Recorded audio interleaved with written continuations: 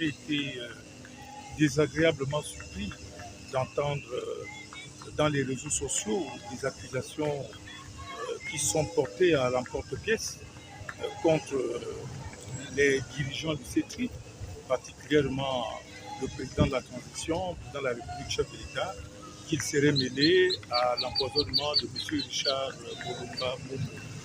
Je voudrais ici apporter un formel démenti à ces accusations sans fondement, parce que M. Richard Molumba m'a appelé de Gongolo, là où il était parti pour un ensemble d'examens sur son état de santé. Revenu sur Libreville, je l'ai retrouvé chez lui à domicile, accompagné de sa sœur aînée, et je peux porter ce témoignage parce que j'étais aussi accompagné du président Jean-Dieu Ekwagé.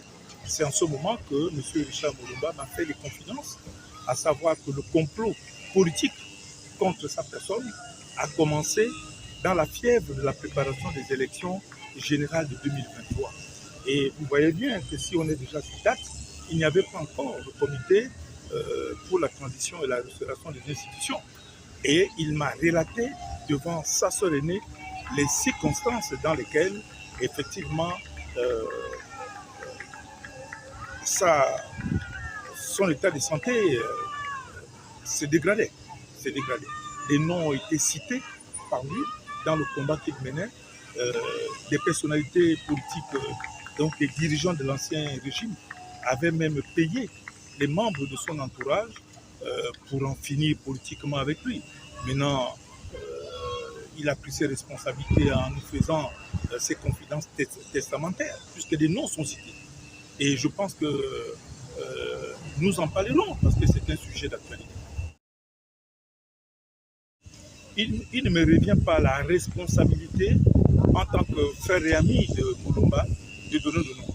Mais il appartient à sa famille biologique et à son parti, l'ADENA, de prendre entièrement leurs responsabilités, de nous écouter, de nous entendre. C'est-à-dire tous ceux qui ont des confidences testamentaires sur l'empoisonnement évident de Richard Molumba, puisqu'il me l'a dit. Il m'a dit qu'il a été empoisonné. Ça veut dire qu'il avait des éléments d'appréciation, parce qu'il a rencontré des grands hommes religieux, il a rencontré des voyants, il est allé à l'hôpital, il a fait des examens. Il n'y avait rien de tout ça. Donc, les personnalités du monde mystique, etc., qu'il a rencontrées, ont confirmé, semble-t-il, qu'il avait été victime d'un empoisonnement. Mais c'est dans cette situation, cet épisode, il faut le reconnaître, l'acharnement contre Molumba débute avant l'élection présidentielle de 2023, donc avant l'arrivée du CETRI. C'est pour cette raison que je suis un peu surpris.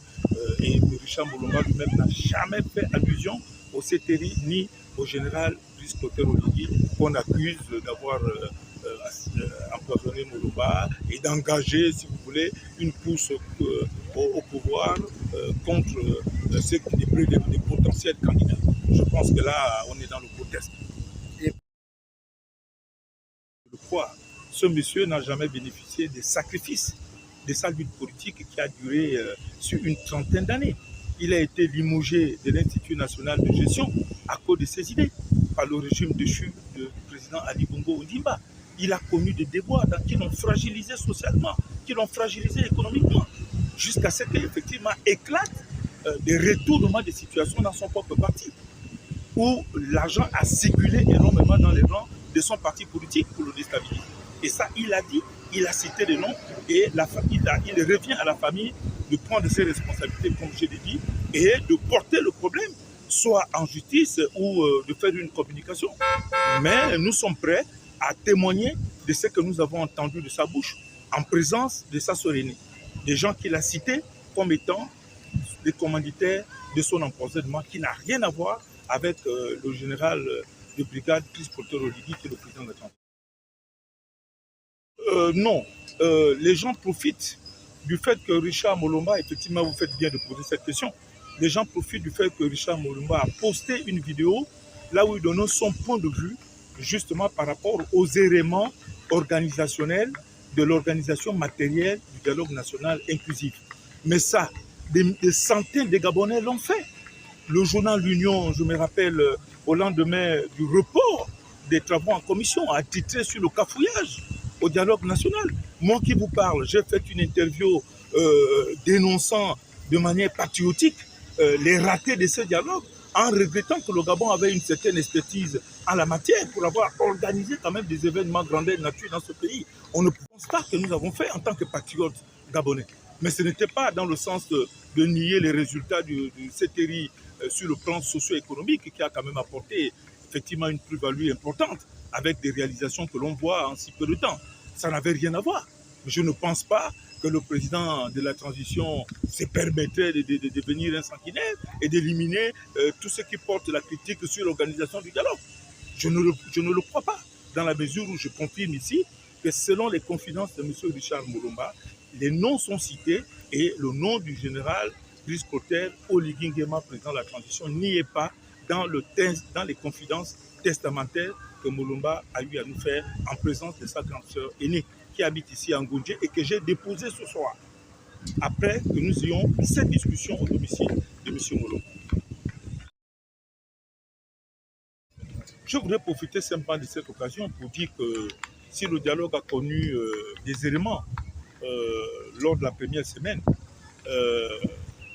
on a quand même constaté que les travaux dans les différentes commissions et dans les sous-commissions se sont déroulés de manière pertinente, puisque nous suivons le rendu des médias.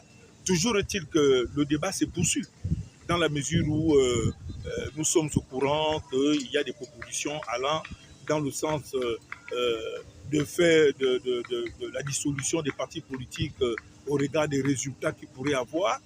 Je pense que des décisions de ce genre vont à l'encontre des instruments juridiques internationaux que le Gabon a ratifiés, qui vont dans le sens plutôt de la promotion du renforcement des rôles des partis politiques et du pluralisme politique. Il semble qu'une proposition va, par exemple, dans le sens que si un parti politique n'a qu'un seul élu ou deux, il serait amené à être dissous. Mais que ferait cet élu qui a été élu au suffrage universel par le peuple gabonais, qui l'a élu sur la bannière des partis politiques? La souveraineté d'un pays n'est pas saucissonnée. On ne peut pas non plus empêcher le peuple gabonais d'exercer sa souveraineté de la manière la plus pleine, possible. Donc voilà un peu les problèmes qui nous attendent et je pense que nos délégués sont suffisamment avertis et outillés pour donner de la voix au cours des jours qui viennent, pendant les plénières. Merci. Ce qu'on peut retenir, c'est que nous avons perdu un fils du Gabon qui s'est battu et qui s'est sacrifié pour son pays et qui malheureusement n'a pas eu la reconnaissance de la nation au regard de ce qu'il a donné, du sacrifice qu'il a donné. Tout ce que nous pouvons souhaiter, c'est de demander à la République enfin d'accompagner ce digne fils du pays pour que son enterrement se passe dans des conditions dignes dans sa terre natale de Mabanda. Nous souhaitons effectivement que la République se saisisse de ce dossier et que M. Mulumba soit enterré dignement. Voilà ce que nous pouvons dire.